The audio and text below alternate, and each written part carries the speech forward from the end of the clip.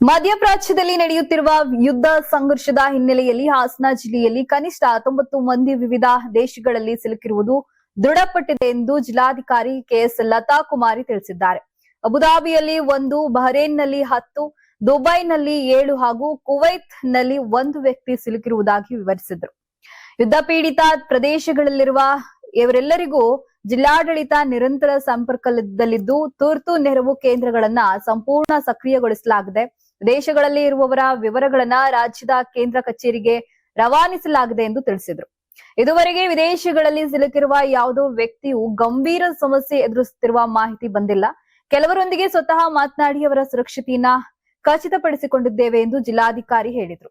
ಯಾವುದೇ ಕುಟುಂಬಗಳು ಆತಂಕ ಪಡುವ ಅಗತ್ಯವಿಲ್ಲ. ತಹಶೀಲ್ದಾರ್ ಹಾಗೂ ಹಿರಿಯ ಅಧಿಕಾರಿಗಳು ನೇರ ಸಂಪರ್ಕದಲ್ಲಿದ್ದು ಸಿಲುಕಿಕೊಂಡವರಿಗೆ ವೈಯಕ್ತಿಕವಾಗಿ ಮಾತನಾಡಿದ್ದಾರೆ. ಅವರಿಗೆ ಯಾವುದೇ ತೊಂದರೆ ಅಥವಾ ವಿಶೇಷ ನೆರವು ಅಗತ್ಯವಿದೆಯೇ ಎಂಬುದನ್ನ ಪರಿಶೀಲಿಸಲಾಗಿದೆ. ಇದುವರೆಗೆ ಯಾವುದೇ ಗಂಭೀರ ಪರಿಸ್ಥಿತಿ ಉಂಟಾಗಿಲ್ಲ ಎಂದು ಸ್ಪಷ್ಟಪಡಿಸಿದರು. ಯುದ್ಧ ಭೀತಿ ಶಮನಗೊಂಡ ಬಳಿಕ ಎಲ್ಲರೂ ಸುರಕ್ಷಿತವಾಗಿ ದೇಶಕ್ಕೆ ವಾಪಸ್ ಬರಲಿದ್ದಾರೆ ಎಂಬ ನಿರೀಕ್ಷೆಯೂ ಇದೆ. ಅವರು ಯಾವ ಉದ್ದೇಶಕ್ಕಾಗಿ ಅಲ್ಲಿ ತೆರಳಿದ್ರು, ಪ್ರಸ್ತುತ ಅವರ ಸ್ಥಿತಿ ಏನು ಎಂಬ ಸಂಪೂರ್ಣ ಮಾಹಿತಿಯನ್ನ ಸಂಗ್ರಹಿಸಲಾಗ್ತಿದೆ. ಅದೃಷ್ಟವಶಾತ್ ಯಾರು ಕೂಡ ಸಂಕಷ್ಟಕ್ಕೆ ಸಿಲುಕಿಲ್ಲ ಎಂದು ಹೇಳಿದರು.